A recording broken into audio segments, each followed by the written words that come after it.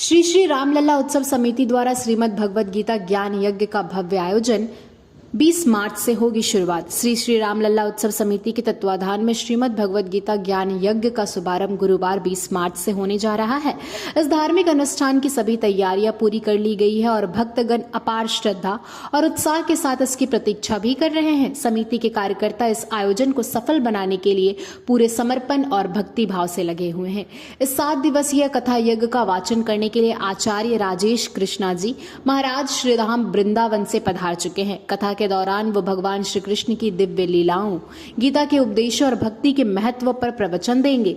यह आयोजन न केवल धार्मिक बल्कि आध्यात्मिक और सांस्कृतिक दृष्टि से भी महत्वपूर्ण होगा, जहां श्रद्धालु अपने जीवन को धर्म और भक्ति के मार्ग पर चलने की प्रेरणा प्राप्त करेंगे। भगवत कथा ज्ञान यज्ञ की शुरुआत गुरुवार को भव्य कलश यात्रा के साथ होगी। इस यात्रा में सैकड़ों महिलाएं अपने सर पर जल से भरे शुभ कलश को धारण कर भजन कीर्तन के साथ आगे बढ़ेंगी।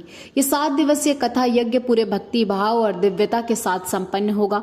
प्रत्येक दिन कथा स्थल पर भगवान श्री कृष्ण की लीलाओं का वर्णन किया जाएगा, जिससे श्रद्धालु न केवल आध्यात्मिक ज्ञान प्राप्त करेंगे बल्कि अपने जीवन को भी धर्म और भक्ति के मार्ग पर चलाने की प्रेरणा लेंगे।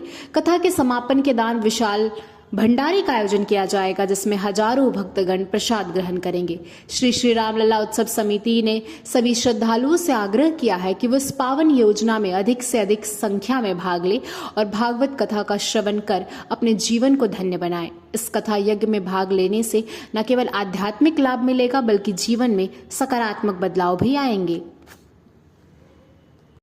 श्री श्री रामलला उत्सव समिति के तत्वाधान में रामकृष्ण मित्र मंडल के द्वारा यह 2य वर्ष श्रीमद् भागवत कथा का आयोजन किया जा रहा है। पिछले साल हमने किया था, ये हमारा 2य वर्ष है, जिसमें 20 मार्च 2025 यानी कल से 26 मार्च 2025 तक यह भागवत कथा का आयोजन इस रामलीला मैदान में होगा, जिसमें हमारे वृंदावन से पधारे श्री राजेश कृष्ण आचार्य जी इसको प्रस्तुत करेंगे और कथा का वाचन करेंगे।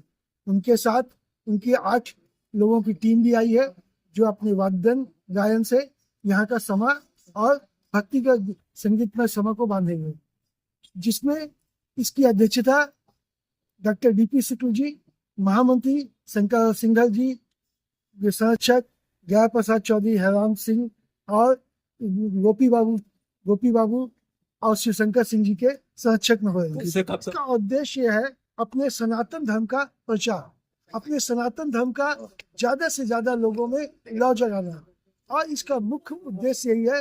ये रामलीला मैदान रामलीला के नाम से प्रसिद्ध है, रामलीला से प्रसिद्ध है, जो 103 वर्षों से कर रही है।